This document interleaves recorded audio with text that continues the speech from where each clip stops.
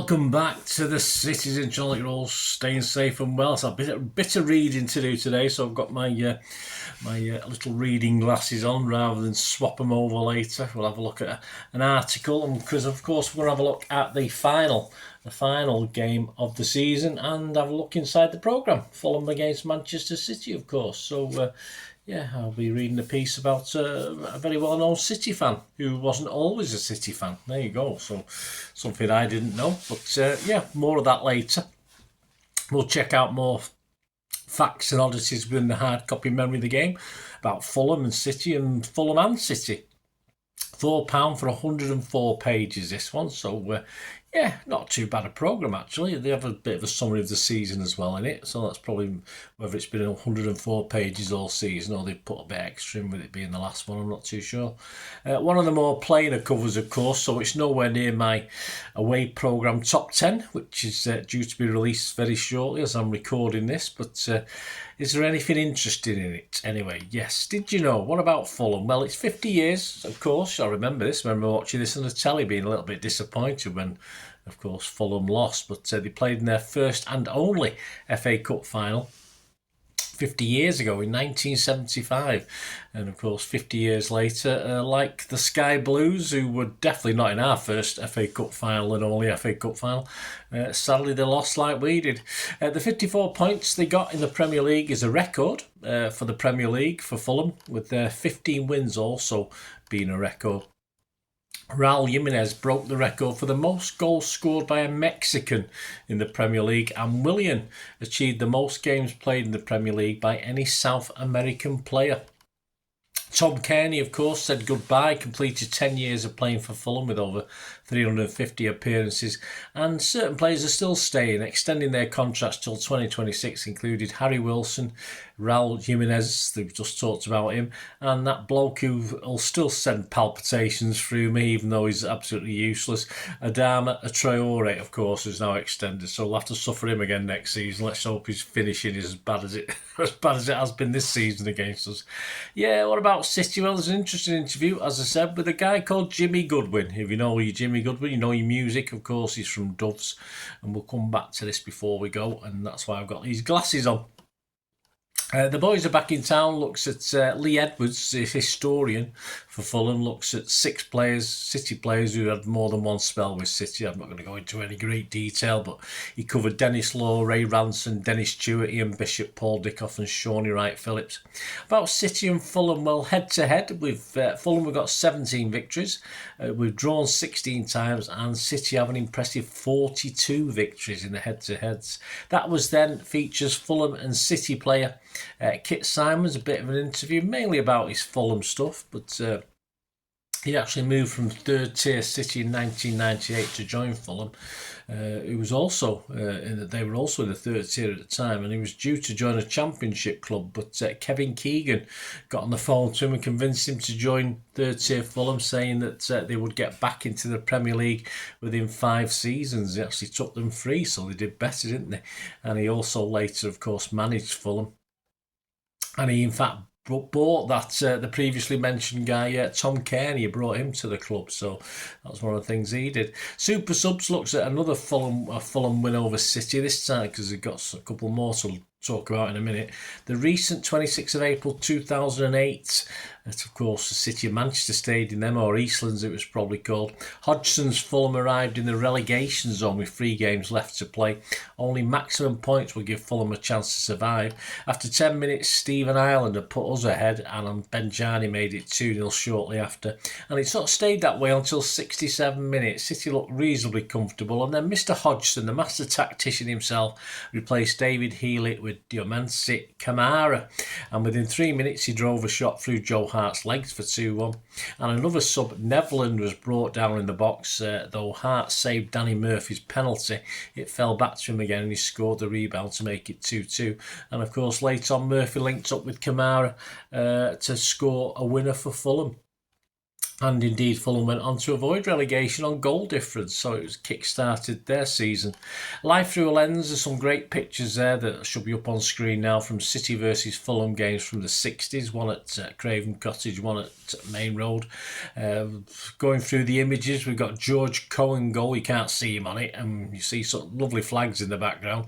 A 4-1 Fulham victory on the 26th of November 1966, and Allan Clarke's second of his two showing as well. You can see Glimpardo chasing back.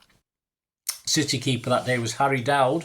He wouldn't play again for another 5 months after this one, and I'm not sure if it's an injury or something else. I have done something on Harry Dowd. I probably would have known that, but off the top of my head now, I can't remember. Of course, Alan Ogley took over for the next 5 months. Also, an action picture from the game. And within the action, or deep in the action, is John Dempsey and Les Barrett for Fulham. Looking on for Fulham are Clarke, Steve Earle and Fred Callaghan. And of course for City we've got the familiar face of George Heslop, but I was struggling with the other one. I think it's Dave Connor. If you think it's anyone different, let me know, because Fulham haven't told us who the City players are, just their own players. But let me know, guys. It looks like I was thinking Bobby Kennedy, because he was playing that day, but it was not Bobby Kennedy. I think it's Dave Connor. Any different guys, let me know, but I'm fairly sure on that. And also the Main Road game on the 16th of March 1968, Heslop looks on as Alan Sniffer Clarke, of course, bags a goal with the main stand in the background. Yeah, a few empty seats there, but that's usually happened. I'm not sure where the keeper Alan Ogley was on that photo. He's nowhere near, of course, but we had no need to worry. They might have scored one, but Young with 2, Belly and Summerby all scored 1 each. And we won 5-1 that day as we continued, of course, our march to the Division 1 title.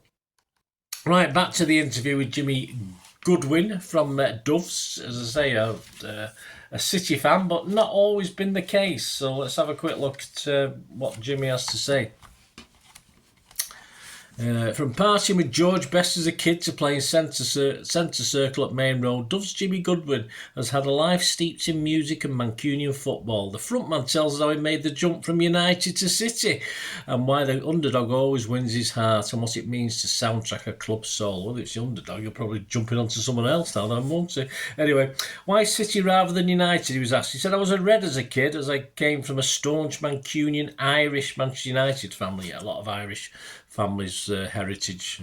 We're United fans. We had some near us. Well, I lived in Withington and used to go to Old Trafford with my dad and uncles. George Best was one of my dad's mates. He used to stay at our house partying with whoever his latest beauty was.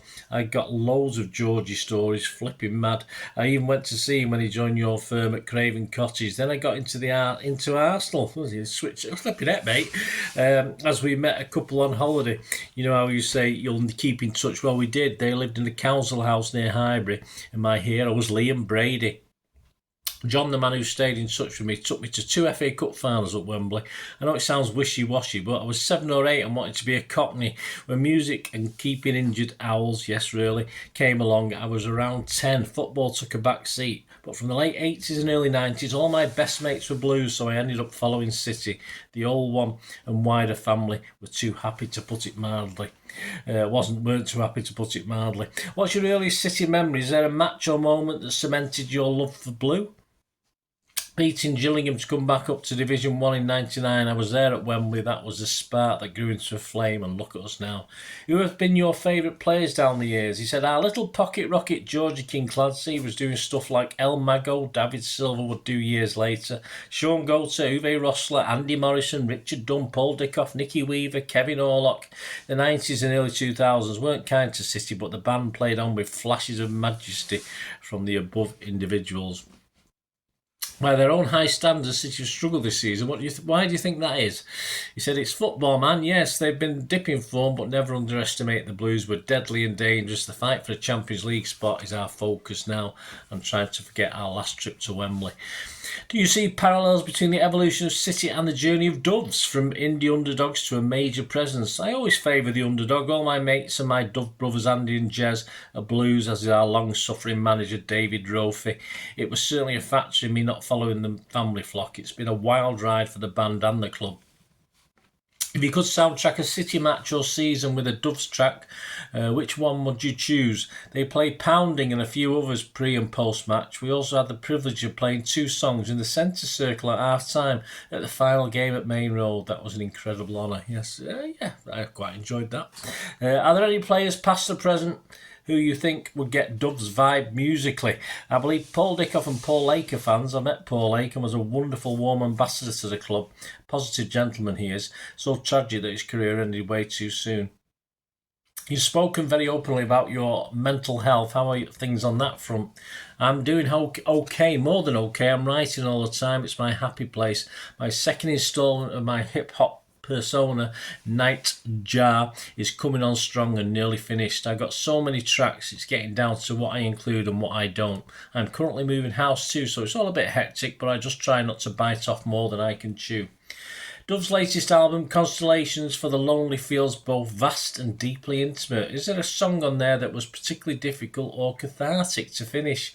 It's hard to choose. I'm proud of the whole record, but I'm glad Orlando and St. Teresa found a home on there.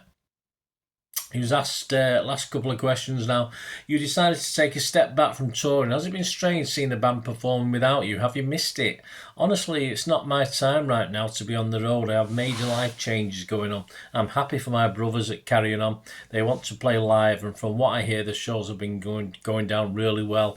We're blessed with a solid fan base, and I'm truly humbled by that.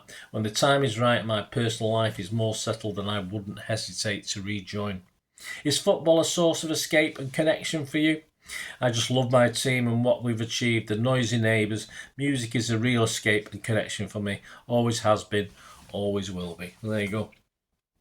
Jimi Goodwin of the Doves and the Fulham programme. There you go. Something I didn't know there. I don't talk too much about. I like some of the Dove stuff, of course, but hope that was informative for you guys, and thanks for supporting me in this I didn't know this year. All but a couple of away programmes where there wasn't enough in it to do one of these, but so we've done about league and cup, about almost fit about 50ish. So I hope you enjoyed them. Go back and, it's always it's history as well, isn't it? So you can always go back and watch some of these from the past as well. It's not like a lot of things where once it's out of the way, it's done. You can always go back and look at the history side, which is what I concentrate on anyway. So hope you enjoyed that. Let me know if you did. Hopefully it'll be back next season. Might be a slightly different format, but if you like it, please let us know. It's good to get feedback on these things as well. So I might just concentrate on the history stuff, but I tend to do that in the programmes anyway. So let me know your thoughts, please. If you do like the channel and you're willing to help us out and support the channel going forward, we've got the subscriptions, of course. Smash that button, that like button as well. But of course, you can become a member. Just 99p a month gives you access to all my stuff straight away, and all the dozens of vlogs I've got stored up on the library as well of city history, etc. So if you can help us going forward, guys, it'd be much appreciated. Thanks for that. And yeah, there are a couple of other ways of helping me out as well. If you just want to know about that, just stay watching for another 45 seconds, a minute, and I will tell you how you can help support the channel more. Thanks for watching, guys. I hope you enjoyed the feature, and if you can support me through the subscription, if you can subscribe, guys, that'd be wonderful if you've not already done so. We do actually have memberships at the moment, just 99p a month, so you get access to all my city stuff, including all the history vlogs, dozens and dozens not been published yet that you get immediate access to, and every time I do a edit and do a vlog, you get immediate access to it as well. So you can have a copy of scripts as well if you want any hard copy of the sort of things I do on matches and teams and managers and players, etc, etc. So if you can join the membership, that'd be wonderful. We do fine. And if you want to support the channel just by watching the ads, that helps. Watch the ads, let them play through while you just have to check your phone or something, let it play out. And of course, if you follow any of the links, that always works as well. If you follow a link to one of the ads and you fancy something, I've done it myself. I've followed a link and actually purchased something from another organisation. But it can happen. It can happen. Not all ads are stuff you're not interested in. And of course, if you can give us a like, guys, that would be absolutely fantastic. All the likes are much appreciated. Anyway, thanks for watching. Until the next time, of course, I only ever ask one thing, don't I? Please, I ask you all to stay safe, especially you Blues. Until the next time, Come on, City. Bye for now.